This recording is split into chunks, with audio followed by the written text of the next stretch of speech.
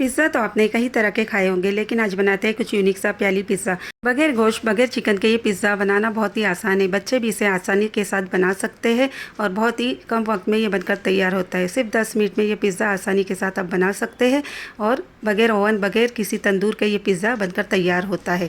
अस्सलाम वालेकुम। सबसे पहले मैंने यहाँ पर पिज़्ज़ा बेस ले लिया है। आप चाहे तो घर पर ही इसे बना सकते हैं। पिज़्ज़ा बेस को मैं छोटे छोटे पीसेस में कट कर लेती हूँ। बहुत ज़्यादा बड़े बड़े पीसेस नहीं करने हैं, 2 से ढाई इंच के इसके पीसेस होना चाहिए। इस तरीके से इसकी कटिंग करनी है। इसे मैं डाल देती हूँ एक बाउल के अंदर।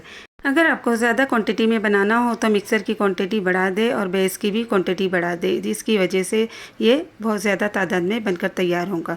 यहाँ पर मैं 4 प्याली के हिसाब से बना रही हूँ, तो ये आप देख सकते हैं। मैंने यहाँ पर इसे डाल दिया है। एक मीडियम साइज़ की प्याज ले ली थी, इसे बारीक बारीक कट कर डाल दिया है।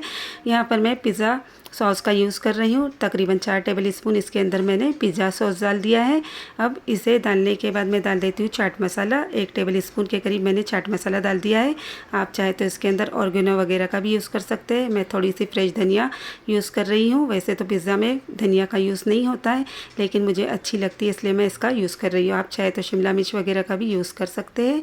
सभी चीज़ों को अच्छी तरह मिक्स करना है। चम्मच की मदद से लगातार हिलाते जाना है, जिसकी वजह से मसाले अच्छी तरह मिक्स हो जाएंगे। यहाँ पर मैंने मिट्टी की प्याली ले ली है। इसे 1 से 2 घंटे के लिए मैंने भिगो के रख दिया था। प्याली पिज़्ज़ा बनाने के लिए मैंने यहाँ पर मोज़रेला चीज़ ले लिया है। आप चाहे तो किसी भी तरह के चीज़ का यूज़ कर सकते हैं, जो भी आपको पसंद हो। सभी प्यालियों को मैं अच्छी तरह फील कर लेती हूँ। हल्के से इसे चम्मच की मदद से दबाना है, जिसकी वजह से बहुत ही अच्छी तरह फील हो जाएंगी। इस तरीके से इसे मैंने भर लिया है। अब इसके ऊपर मैं चीज़ डाल देती हूँ। तो यहाँ पर इस तरीके से अच्छी तरह ऊपर से चीज़ से फील करना है। पिज़्ज़ा चाहे किसी भी किस्म का हो, असली मज़ा तो चीज़ का ही होता है, इसलिए ऊपर से पूरी तरह चीज़ से कवर कर दे। आप चाहे तो इसके ऊपर शिमला मिर्च, जैतून या प्याज का यूज़ कर सकते हैं। मैं यहाँ पर थोड़ी सी बारीक कटी हुई लाल मिर्च का यूज़ कर रही हूँ। चाहे तो चिल्ली फ्लेक्स का भी यूज़ कर सकते हैं। थोड़ी सी मैं इसके ऊपर फ्रेश धनिया भी डाल देती हूँ। इस तरीके से इसका लुक बहुत अच्छा आता है और टेस्ट भी बहुत ही अच्छा आता है।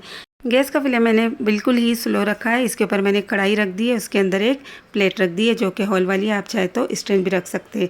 उसके ऊपर मैंने पिज़्ज़ा रख दिया और उसे कवर कर लिया तकरीबन 10 मिनट के लिए।